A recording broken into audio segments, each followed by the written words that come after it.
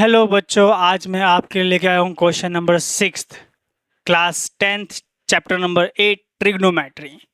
अगर 8.1 में कोई क्वेश्चन है जो सही में लगे कि दमदार, वो है क्वेश्चन नंबर 6।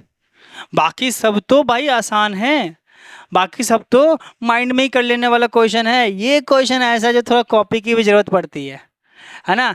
देखते हैं जरा कैसे निकलेगा आंसर। क्वेश्चन को देखते ही आंसर निकालने के लिए तैयार हो जाओ। गिवन दे रखा है, पहले तो क्वेश्चन पढ़ लेते क्या है। If angle A and B are acute angle, acute angle है भाई। एक्यूट एंगल पता है क्या होता है? क्या होता है? 90 से छोटे वाले एंगल। कह रहा है इस तरीके से कि cos A बराबर cos B है, मतलब कि एंगल A और एंगल B आपको प्रूफ कर देना है, शो दैट। चलो क्वेश्चन गिवन से उठाते हैं अपने आंसर्स को। cos A equal cos B दे रखा है बच्चों। cos का फॉर्मूला क्या होता है? B बाई एच होता है, यानी कि B बाई एच इधर भी, B बाई एच इधर भी, पर दोनों का B बाई एच अलग अलग होगा। सेम मत समझ लेना। ये cos A बोला गया है, मतलब A ये है तो इसका सामने वाला जो होता है वो परपेंडिकुलर, ये बेस, ये हाइपोटेनियस। ये cos B बोला गया तो मतलब इसका सामने वाला ये तो परपेंडिकुलर है, ये है बेस, ये है हाइपोटेनियस। तो अब की बार cos A के लिए B बाई एच यानी कि AD अपॉन एच बोले तो AC, और यहाँ पे B बाई एच बोले तो BD अपॉन BC क्यों है, BD अपॉन एच बोले तो BC। ठीक है, थोड़ा सा इसको सफल करेंगे, सफल करते हैं थोड़ा सा। क्या होगा? AD अपॉन BD नीचे आ गया, AC अपॉन BC ऊपर चला गया। ठीक है, ये मतलब क्या कि इसका बेस, उसका बेस, इसका हाइपोटेनियस, इसका हाइपोटेनियस, थोड़ा सा रेशो सेम करने के लिए। ठीक है ना। इसको मैंने मान लिया K के बराबर, K के बराबर मान लेते हैं। कोई कांस्टेंट टर्म है K है, कुछ भी डिवाइड होकर K रेशो आएगा ना, कोई K रेशो आ गया। ठीक है, अब दोनों को पहले तो सेपरेट कर देते हैं। क्या होगा? AD upon BD equal K। तो यहाँ से आपको AD क्या आ जाएगा? BD आएगा। अगर मैं इसको कर देता हूँ AC अपॉन BC K, तो AC जो आपका आएगा वो BC K आ जाएगा। ठीक है भाई, है ना। आगे देखते हैं। बहुत हमने खेल लिया नुका छुपी, अब करेंगे अच्छी बात। देखो, अब देखेंगे दोनों ट्रायंगल में कुछ क्या ऐसा चीज़ दिख रहा है जहाँ से मुझे हेल्प मिले। दोनों ट्रायंगल में भाई कॉमन के रूप में CD दिख रहा है। क्या CD से कोई रिलेशन मिल सकता है क्या? मिलेगा, मिलेगा, जरूर मिलेगा। देखोगे, in triangle ADC by Pythagoras theorem लगाएंगे।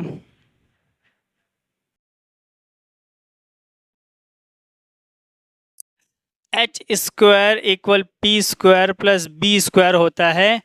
एच अपने पास है AC का स्क्वायर, P अपने पास है CD का स्क्वायर, है ना, और B अपने पास है AD का स्क्वायर।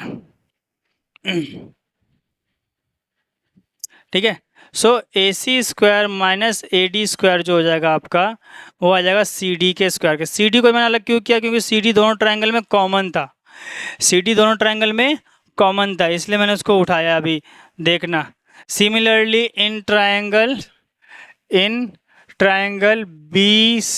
BDC, ट्रायंगल BDC के अंदर क्या होगा बच्चों? क्या होगा?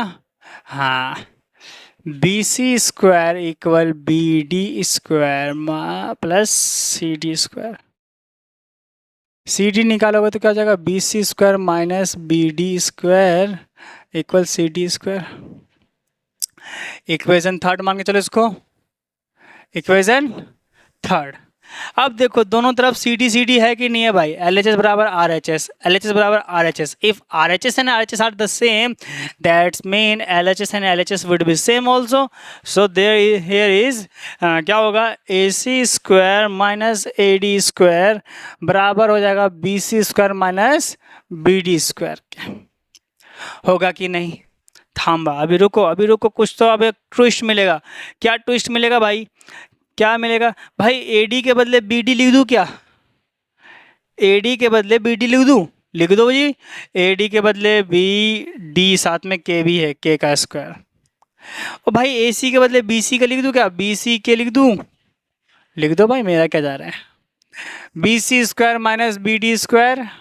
अच्छा यहाँ से कॉमन लो तो B C square K square भी हो गया, सॉरी यहाँ से जब सॉल्व करोगे तो ये B D square K square हो गया, और ये B C square minus B D square. K को कॉमन ले लो, के स्क्वायर दोनों के पास है, तो क्या हो जाएगा, B C square minus B D square, है ना, और ये B C square minus B D square. नीचे आके क्या हो जाएगा, K square is equal to B C square minus B D square upon B C square minus B D square. 1 आ गया, तो के भी क्या आ गया, 1 आ गया। अगर के 1 आ गया, के अगर 1 आ गया तो मैं इसको जरा यहाँ पे पुट करता हूँ, पुट यहाँ पे अपना क्या था, ए सी इक्वल बी सी के था ना, तो A C equal B C, के तो 1 है तो 1 से तो मल्टीप्लाई तो बी सी आएगा, यानी कि ए सी इक्वल बी सी आ गया। ओ भाई ए बराबर बी सी, ए सी और बी सी इक्वल आ गया। बचपन में आपने एक रूल पढ़ा था, क्या पढ़ा था जी, कि अगर किसी ट्रायंगल के 2 साइड इक्वल होते हैं तो उनके अपोजिट एंगल्स भी इक्वल होते हैं।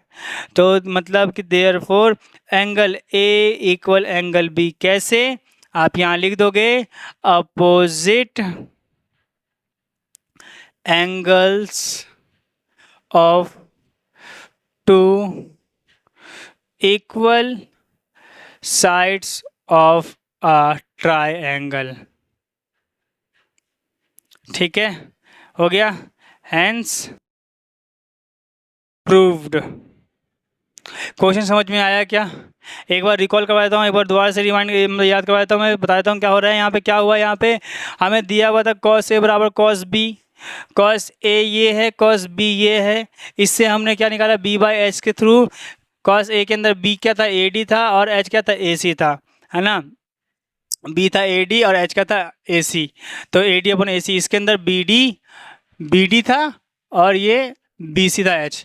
थोड़ा सा मैंने शफल किया, ठीक है, ताकि कोरस्पॉन्डिंग साइड का रेशियो इक्वल आ जाए। तो बी डी को नीचे लिया है तो A D upon B D मिल गया मुझे, और यहाँ से ए सी अपन बी सी मिल गया। इसको मैंने एक लेट कर दिया के रेशो से, सेपरेट कर दिया दोनों को, A D upon B D equal K, तो ए डी क्या आ जाएगा, बी डी के, ए सी अपन बी सी इक्वल के, तो ए सी इक्वल क्या हो गया, बी सी के आ गया।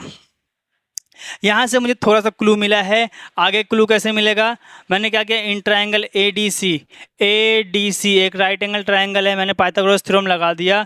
पाइथागोरस थ्योरम जब लगाया मैंने तो एच क्या बना, एच था अपना ए सी स्क्वायर, पी था सी डी स्क्वायर, बी था ए डी स्क्वायर। मेरे को सी डी अलग करना था क्योंकि सी डी दूसरे वाले ट्राइंगल में भी था, तो सी डी को मैंने अलग किया, तो A C square minus A D square बराबर सी डी स्क्वायर। दूसरे ट्राइंगल के अंदर भी सिमिलर मैंने किया ऐसे ही, तो सी डी को अलग कर दिया, तो मेरा क्या बन गया, B C square minus B D square, ऊपर वाले देख लो एच के बदले। अब देखो question equation second equation third में देखो तो भाई सेम है, आर एच एस सेम है, तो एल एच एस भी तो सेम हो जाएगा। दोनों को मैंने इक्वेट कर दिया, यहाँ पे लिख देना भैया क्या, from equation third and fourth, ठीक है। तो क्या, सॉरी थर्ड एंड फोर्थ नहीं भाई, second and third, second and third, ठीक है। तो ये मिला A C minus A D square, B C minus B D square. A C के बदले मैंने यहाँ पे बी सी के रखा, ए डी के बदले मैंने बी डी के रखा, स्टार्ट हो गया, ब्रैकेट्स ओपन किए, B C square K square minus B D square K square, इधर B C square minus B D square. K square common था, के को कॉमन ले लिया, के स्क्वायर कॉमन ले लिया, B C square minus B D square आपका same आ गया, नीचे आके कट गया, आंसर बना गया। के की वैल्यू क्या गई, 1 आ गई। इस के की वैल्यू मैंने इसमें पुट कर दी भाई, क्या थी, ए सी बराबर बी सी के था, तो मतलब के की वैल्यू 1 है, तो बी सी बराबर ए सी बराबर बी सी हो गया। जब ए सी बराबर बी सी हो गया तो हमने ट्राइंगल का एक लॉ पढ़ा हुआ था पहले ही, क्लास 8 या 9 में पढ़ा था हमने, कि अगर 2 ट्राइंगल अपोजिट साइड्स के होते हैं, मतलब उसके अपोजिट साइड्स अगर इक्वल होते हैं तो उसके अपोजिट एंगल भी इक्वल होते हैं। सेम चीज़ यहाँ पे हो गया है।